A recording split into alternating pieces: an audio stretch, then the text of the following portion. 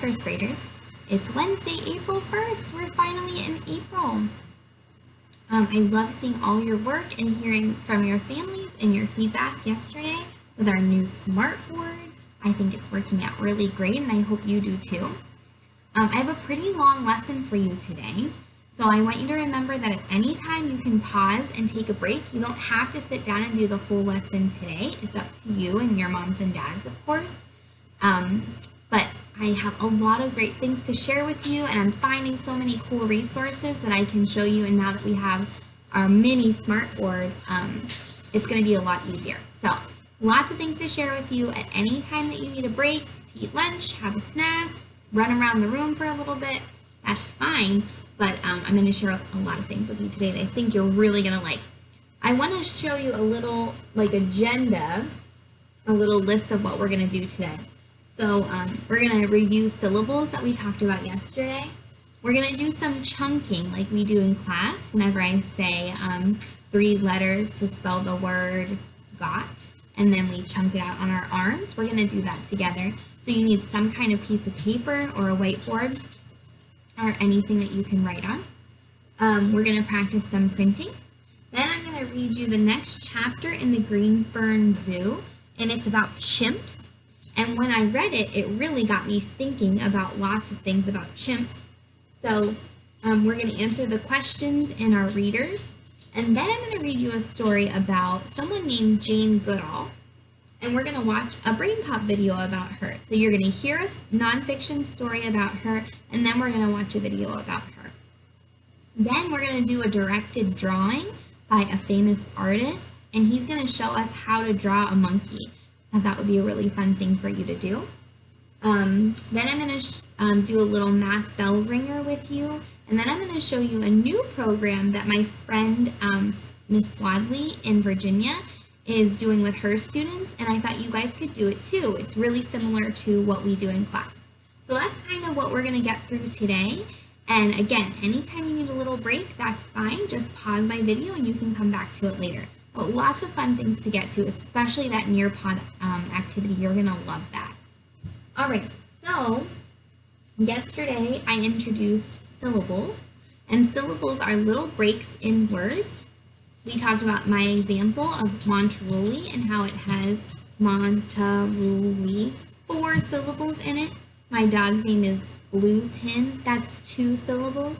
And I want to talk about some of our other classmates, starting with Austin. You say it, Austin. Austin has 2 syllables in his name.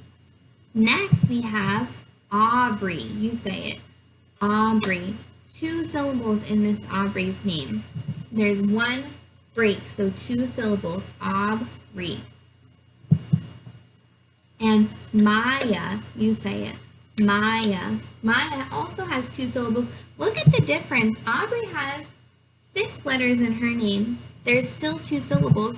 Maya only has 3 letters in her name, but there's 2 syllables as well. So it doesn't really have to do with how many letters are in the person's name. It's just the break that we put in it. And last, we're going to talk about Bentley. Say it with me, Bentley. Bentley has 2 syllables in his name, and his name is also long. The word you saw yesterday in our story about the trout was because. Say it with me, because. There's 2 syllables in the word because. So that was a really good review. Whenever we read our chimp story today, I want you to pay special attention to any words you see with 2 or more syllables. So those are syllables. All right, so now we're going to try our chaining lesson. And so moms and dads, if you're not sure what chaining looks like, I'm going to tell the students to spell a word, and I'm going to tell them the number of letters they're going to use. They should be writing it down on a piece of paper, and then we're going to chunk it out together. That means we're going to say each sound together and then one time fluidly. We do this all the time in class, so it's no big deal. We typically cut up little pieces of paper and slide the letters. Today you're just going to write it like we would on our whiteboards, and that's totally fine. So let's give this a try. The first word, and on Monday we talked about the sound which is made up of ER, those are going to be all the words that we use today. So taking 4 letters, I want you to spell the word heard. H-E-R-D. Heard. 4 letters, spell the word heard. H-E-R-D. Heard. So right now you should be writing 4 letters on your paper. Get your pointer fingers ready. This is what it should look like. Put your finger under the word as we say it. H-E-R-D. Heard. Okay, we're going to do it on our arms just like we do in class. Get ready. H-E-R-D. Heard. 3 sounds, 4 letters. Okay, next word I want you to spell is her. 3 letters. H-E-R. Her. All right, yours should match mine. H-E-R. Her. Put your finger under the word as we say it. H-E-R. Her. Good, on the arm. H-E-R. Her. Great job. All right, no more H's. Let's move on. 3 letters. I want you to spell purr. H-E-R. Purr. 3 letters. H-E-R. Her. Remember, we're practicing ER, so every word we spell should have ER in it. Okay, this is what you should have on your paper. If you don't have it, get it there now. Put your finger under the word as we say it. P-E-R. Per. On the arm. P-E-R. Per. Great job. We're going to add 1 letter to purr to spell perk. P-E-R-K. Perk. So 4 letters. P-E-R-K. Perk. Good, let's see if yours matches mine. There we go, P-E-R-K. Put your finger under the word as we say it.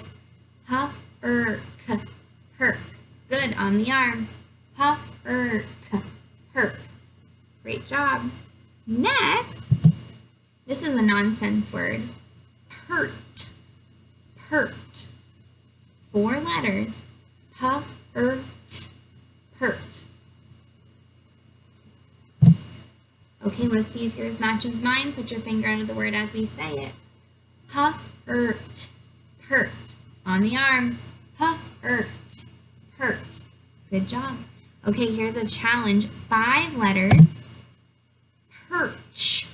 We practiced this yesterday with the bird sitting on the little stick. Perch. P-E-R-C. Perch. This should be 5 letters. Perch. P-E-R-C. Perch. Okay, get ready. Make sure yours matches mine. If it doesn't, write it now. P-E-R-C-H. Finger under the word. Let's do it. P-E-R-C. Perch. On the arm. P-E-R-C. Perch. Very good. A perch is something that you might sit on or an animal might sit on. Next, perm. 4 letters. P-E-R-M. Perm. P-E-R-M. Perm. All right, let's see. Does yours match mine? If it doesn't, change it now. Finger under the letter as we say it. P-E-R-M. Perm. Get ready on the arms. P-E-R-M. Perm. Good. 3 more. You're doing so great. I know it's different not being in my classroom. Next is term. T-E-R-M. Term. 4 letters. Term. Okay, make sure yours matches mine. Term. T-E-R-M. Finger under the word as we say it. Term. Term. On the arm. Term. Term. Great job. All right, next is a nonsense word. Turn. Turn. But we're using that ER. That's what makes it nonsense. Turn. Turn. 4 letters. Ooh, let's see if yours matches mine. Turn. Turn. Turn. If it doesn't, fix it now. turn is a word, but it's spelled T-U-R-N, like take a turn. This is a nonsense word. All right, let's chunk it out. We're almost done. Turn, turn, on the arm. Turn, turn. Great job. Last one, you're going to keep this word and add one letter to spell stern. If someone is hard on you, you might call them stern. Stern, stern. 5 letters. See if yours matches mine. Stern, stern. Ooh, finger out of the word. Let's do it. Stern, stern. Ooh, on the arm. Stern, stern. Great job. Ooh, that was really good. I know this is so different not being in my classroom, but you did a really nice job. Okay, so that is chunking. And today we're going to practice the or sound. Some words that have the or sound are orn, horn, torn, torn. You say it with me, corn, corn. Just like we talked about ER and AR, this is just another way of saying the or sound, corn, corn. All right, so you're going to practice just starting with OR. You're going to write OR 4 times, and then you're going to circle the one that you think you did the best at. You're going to write corn 4 times, corn 4 times, circle the one you did the best at. There's only 2 others today. We're not going to do the back. Fork, fork, fork. You're going to write fork 4 times. And short, short, short 4 times. After you've written them 4 times, you're going to circle the one you like the best. You do not have to print out this worksheet. You can just do it on a blank piece of paper or a whiteboard or a chalkboard or whatever you have. Now would be a good time to pause so you can go back and practice those 4 words. 4 also has or in it, but the kind of 4 that means like this is for you, not the number 4. Okay, I hope you got some time to practice writing, and you could pause my video. And we're going to move into our story. So yesterday we talked about the fish in the aquarium and how they use camouflage to stay safe from predators. Today we're going to talk about chimps, which are kind of like monkeys, and you're going to see some illustrations from our tour guide, Vern. So if you can pull this up to look at on your own, that's great. If not, I made it nice and big so you can see it on your screen at home. So this chapter is called Chimps. Chimps. Chimps. Great. While you're listening, I want you to notice any words that have 2 syllables or more. Next, let's see the chimps. We have 10 chimps here at the Green Fern Zoo. You can see them all out there if you look hard. Okay, let's go on to the next page. The one you see here is Bess. She has a snack in her mouth. Bess and the rest of the chimps like to munch on plants, nuts, and seeds.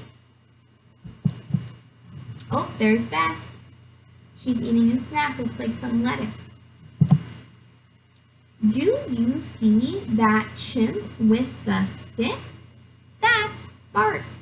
Bart likes to have ants for lunch. To get the ants, he takes a stick and sticks it in an ant hill. Then he lifts it up and licks off the ants. Yum, yum. Oh, there's Bart. That's a good strategy.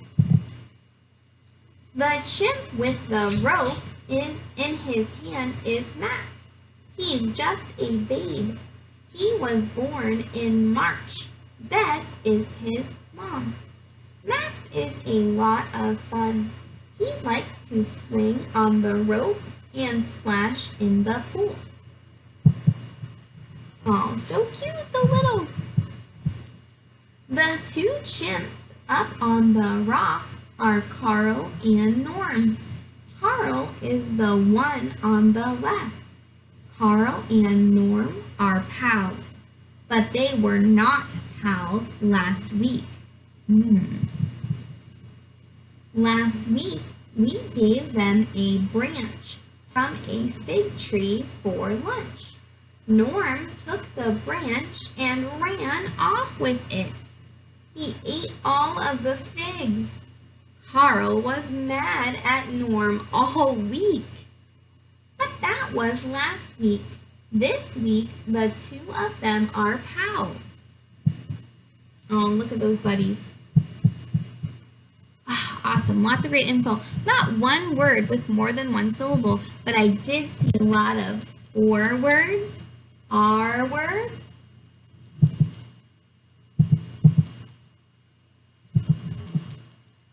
And look how many there are, and it was so kind of them to make them bold so we could really pay attention to them. All right, so here are some questions for today. You can print them out. If not, you can just write them. There are two multiple choice answers. So the first one says, Green Fern Zoo has blank chimps. Do they have 1 chimp, 5 chimps, or 10 chimps? Gosh, I can't remember, so I'm going to look back in my text. It takes a little extra time, but that's okay. Ooh, first page. Next, let's see the chimps. We have 10 chimps here at the Green Fern Zoo. Look at that. It's a right there question. I can go back to my questions, and I know the best answer choice is 10. Who is Bess? Is she a chimp? Is she Vern's pal? Or is she a shark? Well, we didn't talk about sharks this chapter, so I don't think that's a good answer. Let me go back where I can see Bess. There's Bart. Here's Bess. The one you see here is Bess. She has a snack in her mouth. Bess and the rest of the chimps like to munch on plants, nuts, and seeds. Okay, there's my answer. Bess is, of course, a chimp. That's the main idea of the chapter, so that makes sense that it's the best answer choice. All right, the next page. Oh, there's one more multiple choice. What do chimps not like to munch on? So this is they're telling us not. So there are 2 things they do like to munch on and 1 thing they do not. Do they not like to munch on plants, seeds, or rocks? We just read this on the Bess page. They said that she likes to eat plants and seeds, but not rocks. Good. Okay, here are some fill-in-the-blank answers. You can definitely answer these without my help. What will Bart have for lunch? So, your restatement is Bart will have, and then you're going to write your best answer choice. Bart will have. What did they say Bart will have for lunch? I'll go back to the page to show you.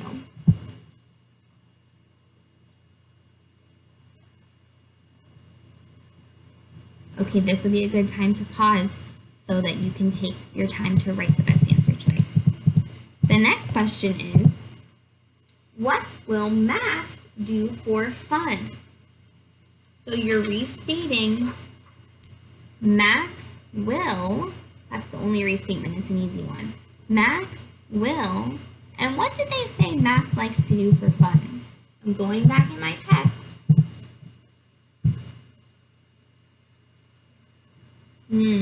This is the area you're going to find your best answer choice. Okay, now would be a good time to pause so you can fill in the best answer choice. Max will what? And don't forget to write a period at the end. Okay, my last question is, why were Carl and Norm not pals last week? This is the longest one you're going to do today.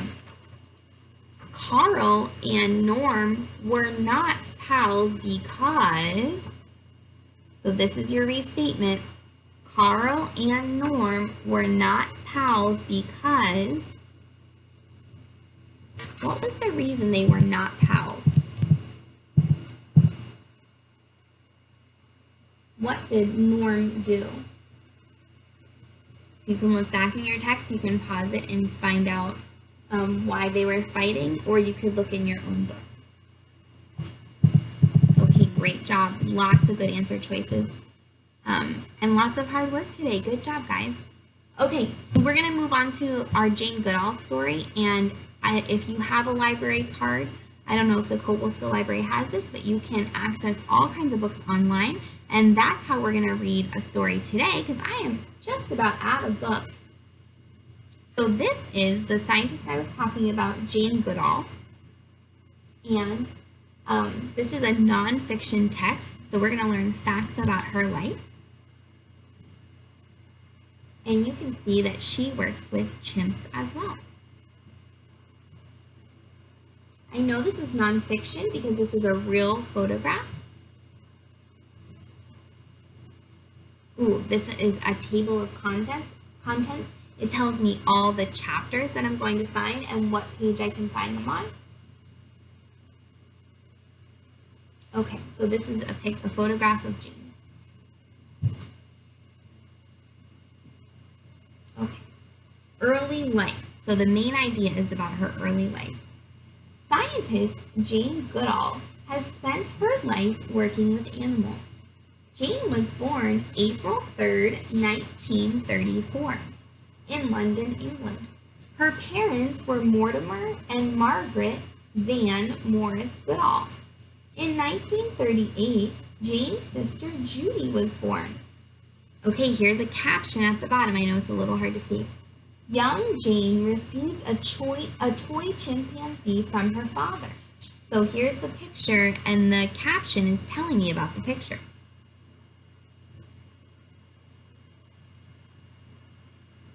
There's a photograph of young Jane on a horse. Jane liked to learn about animals. She read books and visited zoos. Her favorite books were The Story of Dr. Dolittle and Tarzan of the Apes. After reading these stories, Jane knew she would someday go to Africa. Oh, and here they're creating a timeline for us. In 1934, she's born. In 1952, she graduates high school. And now in 1957, she goes to Africa. Here's our next chapter called Young Adult. So the main idea is, what was Jane doing when she was a young adult? Jane finished high school in 1952. Then she trained to be a secretary. Her mother told Jane she could work anywhere in the world as a secretary. In 1957, Jane traveled to Africa.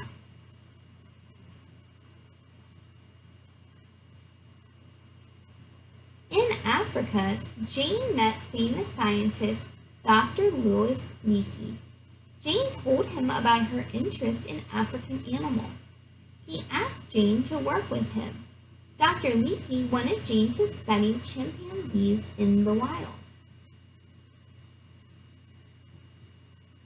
Here's another piece of the timeline. She goes to Africa in 1957, and then in 1960, she begins work with the chimpanzees. The next chapter is called Life's Work, so they're mostly going to talk about her life's work. In 1960, Jane arrived at Gombe Stream Reserve in East Africa. At first, the chimpanzees wouldn't let Jane near them. Jane sat on a rocky hill above the chimps. She wrote down everything she saw. Oh my goodness, so cool. By the way, the story that we read earlier was called Chimps. This one is talking about chimpanzees, and chimp is like a nickname for a chimpanzee. Over time, the chimpanzees began to trust Jane. They let her sit among them.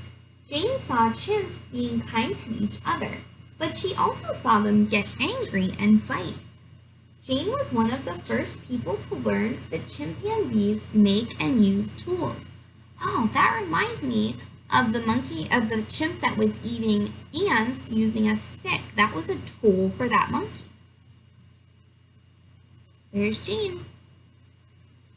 Jane took a break to go to college in 1962. She returned to Africa in 1965. Jane wrote about everything she learned while watching the chimpanzees. Soon, people all over the world knew about Jane's amazing work. Here's a new piece of our timeline. In 1962, she goes to college. Work continues. This is our last chapter. In 1977, Jane started the Jane Goodall Institute. Its goal is to help animals, people, and the environment. She also has written many books about her life. In 2002, Jane was named the United Nations Messenger of Peace. Wow, so cool. What an awesome life she had. She's still alive. Jane has studied animals for more than 50 years. Jane shares her love of chimpanzees by speaking to people around the world. She works for peace and the good treatment of animals. Awesome, what a cool life. And we're going to watch a video that explains a little bit more and probably will repeat some of what I just told you.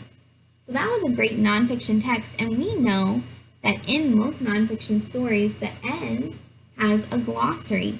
This is like a mini dictionary telling about words that are only found in the story. So some of the words that they told us were college. College is a school students attend after high school.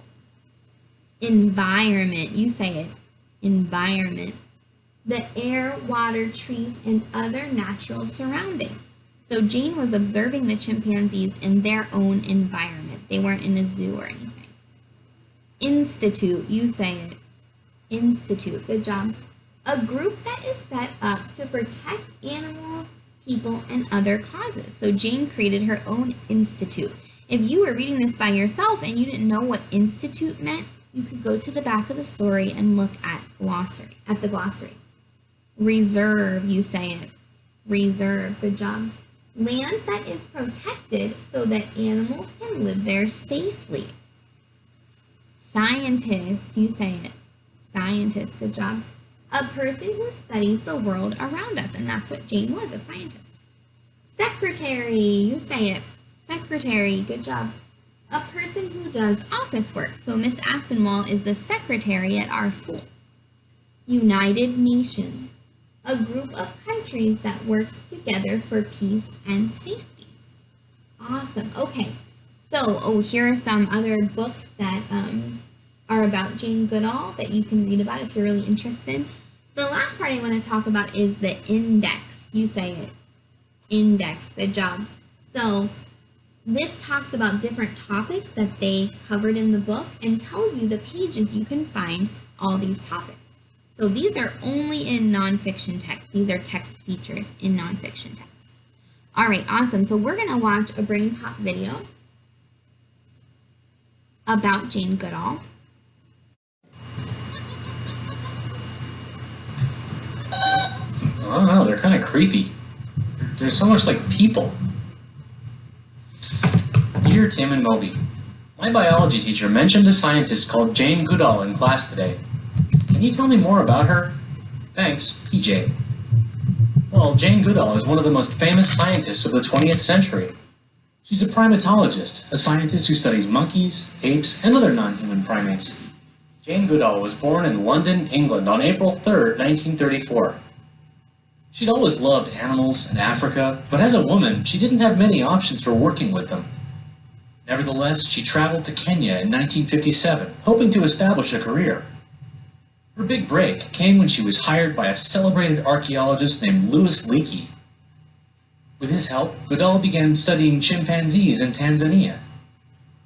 During that time, she had her first taste of living with chimpanzees and studying their social and family life. When she returned to England in 1961, she began working on a doctorate in ethology, or animal behavior, at the University of Cambridge. After that, she returned to Tanzania and her chimpanzee friends. At first, she could only watch from a distance using binoculars. But as the chimps got used to her, she was able to come closer and closer. Goodall ended up observing the same group of chimps for 55 years. Because they were so comfortable having her around, she was able to make a lot of really cool discoveries. Well, one of the first was that chimps use tools. They'll twist grass or strip the leaves from a twig to poke a termite mound. When the termites grab on, the chimps pull their sticks out and snack on the insects. Before Goodall observed this, people thought that only humans used tools. She also figured out that chimp groups wage war on each other, something else that only humans were thought to do. So her discoveries actually redefined what it means to be human. Right, well, one thing that she did that a lot of people criticized her for was to give the chimps she studied names instead of just numbers. Her critics said that she was getting too attached to her subjects to observe them objectively.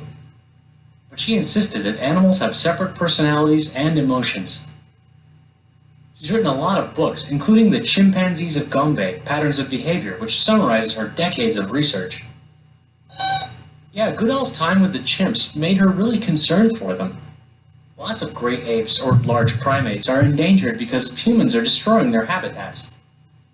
So, in 1977, she founded the Jane Goodall Institute for Wildlife Research, Education, and Conservation, a group that helps improve and conserve the environment for everyone, humans and animals. Goodall's work to protect the environment and animals has earned her a bunch of awards. In 2002, she became a United Nations Messenger of Peace. And in 2004, she was named a Dame Commander of the British Empire, the equivalent of a knight. Goodall is still active today, lecturing and promoting conservation and education about the environment all over the world. He does not look like me.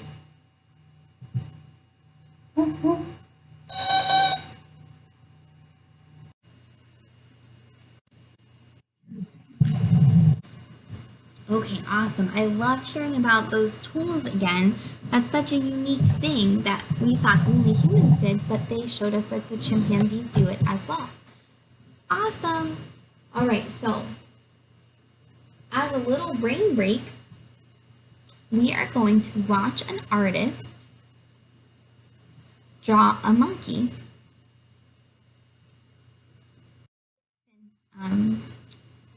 We have been talking about chimps, and let me pull it up here. I think I clicked out of it. Hold on just a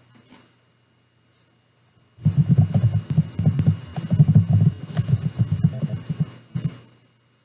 Okay, so you want to get some resources such as a blank piece of paper, a marker, or pencil or crayon, whatever it is. And that way you can follow along with what the artist is showing us. And let's pull it up right now. This is a real monkey.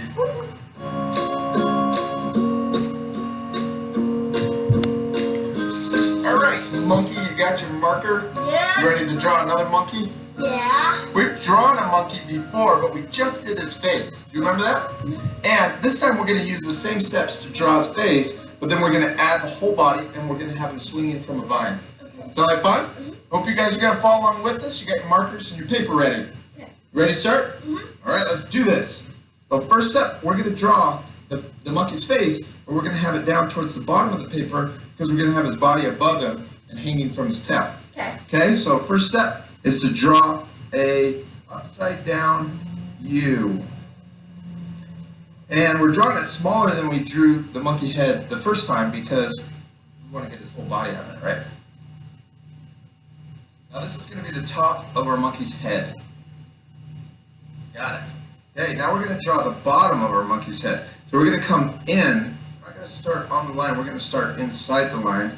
We're going to come around, and this is going to make the monkey's cheeks and the bottom of his mouth, his other cheek, and then back in. Good job. Okay, now let's draw his nose. We'll do a little another upside down U right here for his nose.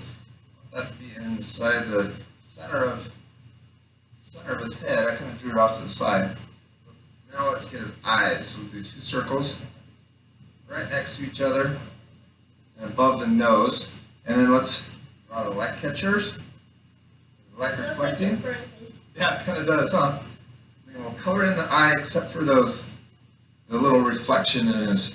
And we really like doing these light reflections in the eyes because it makes his eyes look shiny. And more realistic. Okay, let's do his nose. 2 little dots right under the middle.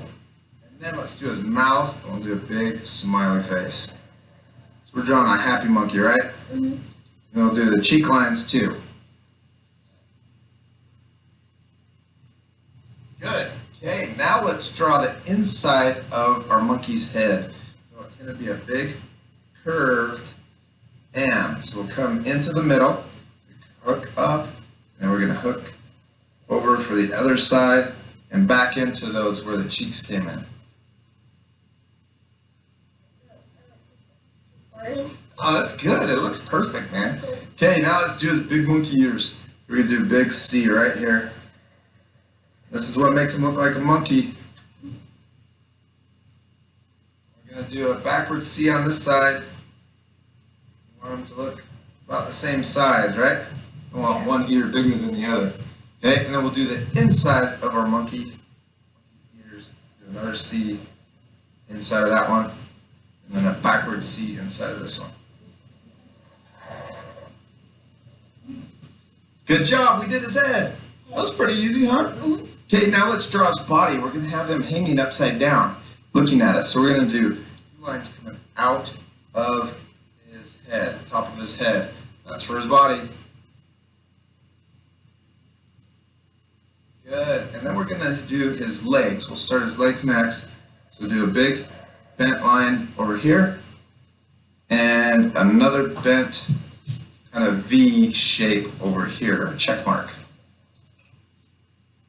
All right, so we're going to come straight up right here and we're going to draw 2 dots next to each other. And this is going to be the start of his tail.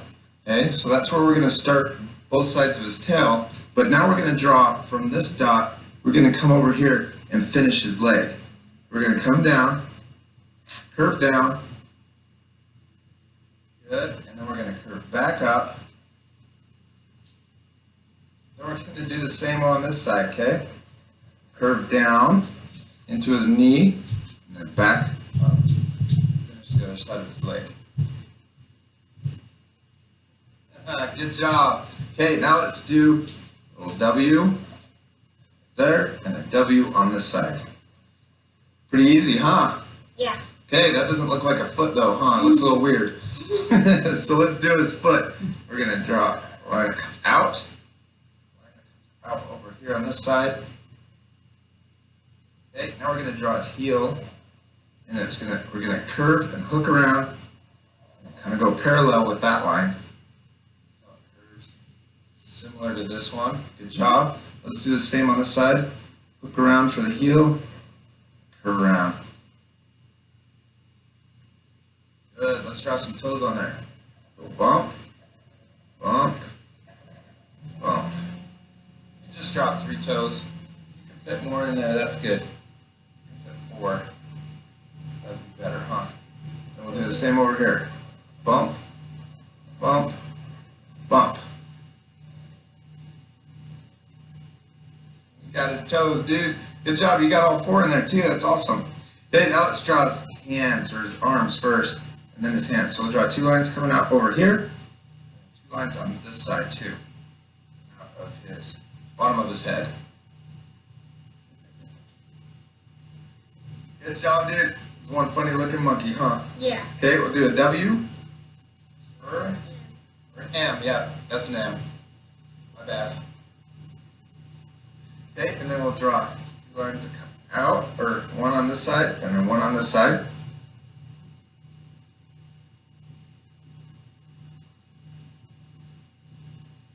All right, let's draw his thumbs next.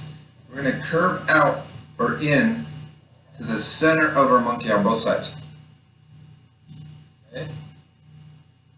Good. And then we're going to hook back in for his thumb, both sides. Okay, and then we're going to do his fingers. So we'll do the same kind of like what we did for his toes. Bump, bump, and then curl back into his thumb.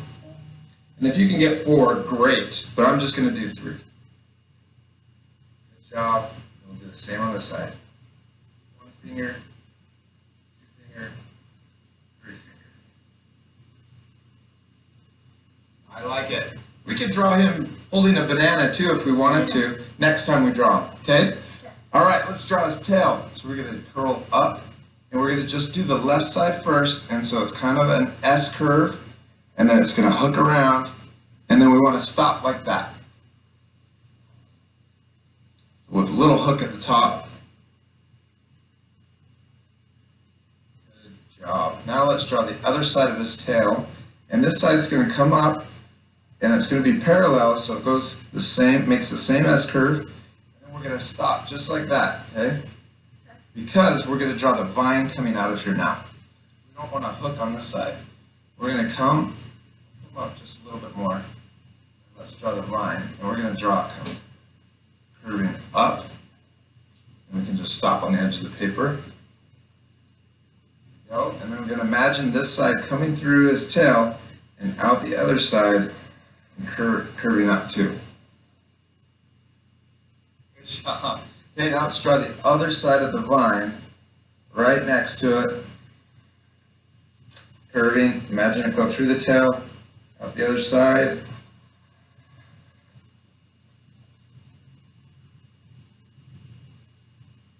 Good.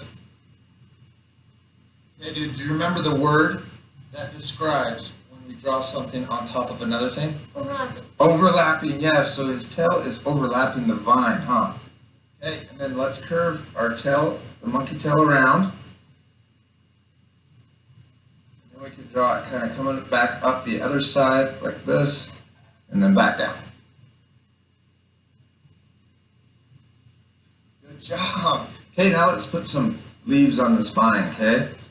Draw some leaves. Up, back down, and then let's make some leaves on the other side too.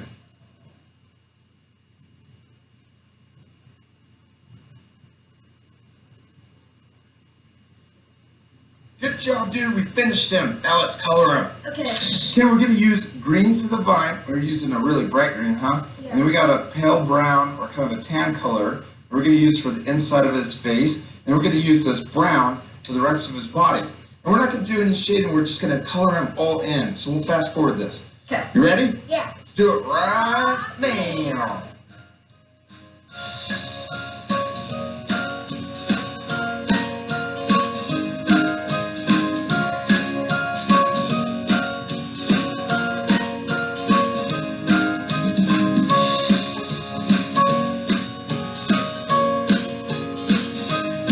Cheers! Good job, man. Your monkey turned out super awesome. That was a good fight, wasn't it? I love drawing cartoon stuff, man. Look how happy they look. Yeah. Yes, and our monkeys look perfect. Your monkey looks a little different than mine, huh? Is that okay? Yeah. Yes, it is. Because what's the most important thing? To have fun. Yes, the most important thing is to have fun. Don't worry about trying to make your drawing perfect. It'll always turn out better the second time, so remember to practice, right, dude? Yes, and we want to see how the picture turned out, don't we? Yeah. Yes, send us a photo of your monkey drawing. We want to see how it turned out. What's our email address? That was so fun. I want to see your monkey drawing. And just a reminder, I know that sometimes they go really fast and they even fast forwarded their video. So not to take up your time, but you can pause it and I'll link the video so that if you just want to watch that, you can. So I hope you had fun with that and you can send me some beautiful artwork that you did. All right, you're doing great. Again, I know this is a really long video today. You can pause it to take a break at any time. All right, so we learned about Jane Goodall. We did our beautiful illustration. We're gonna. I want money to buy things at the store. Money, money, money. I want more. A penny's worth 1 cent, a nickel's worth 5, a dime's worth 10 cents, a quarter's 25.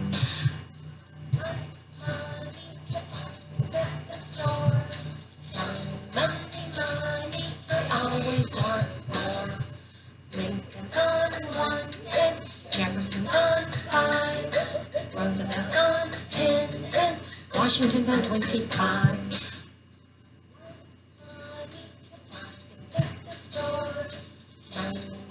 Money, I always want more. A building's on 1 cent, a building's on 5.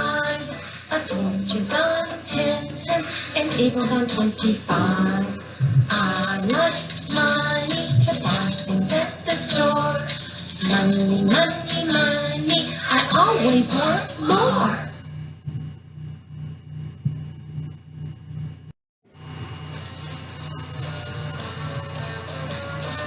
Five pennies make a nickel. Two nickels make a dime. Two dimes and a nickel. Make a quarter every time. Hold it in your hand as quick as a bunny. When I say the coin, you show me the money. A penny, as quick as a bunny. Show me, show me, show me the money.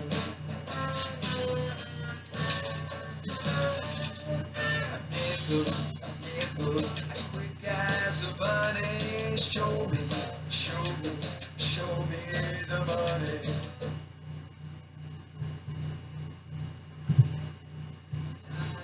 A dime, as quick as a bunny. Show me, show me, show me the money. A quarter, as quick as a bunny. Show me, show me, show me the money. Five pennies make a nickel. Two nickels make a dime. Two dimes and a nickel. Make a quarter every time.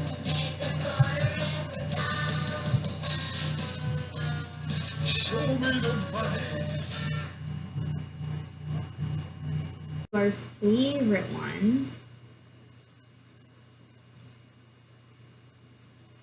Remember, the most important thing is that you are saying the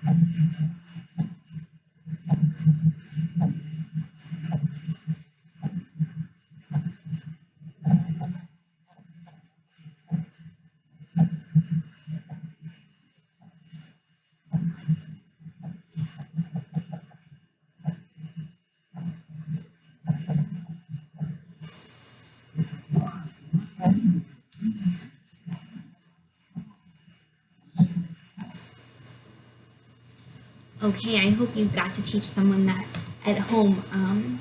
That's one of our favorite things. All right.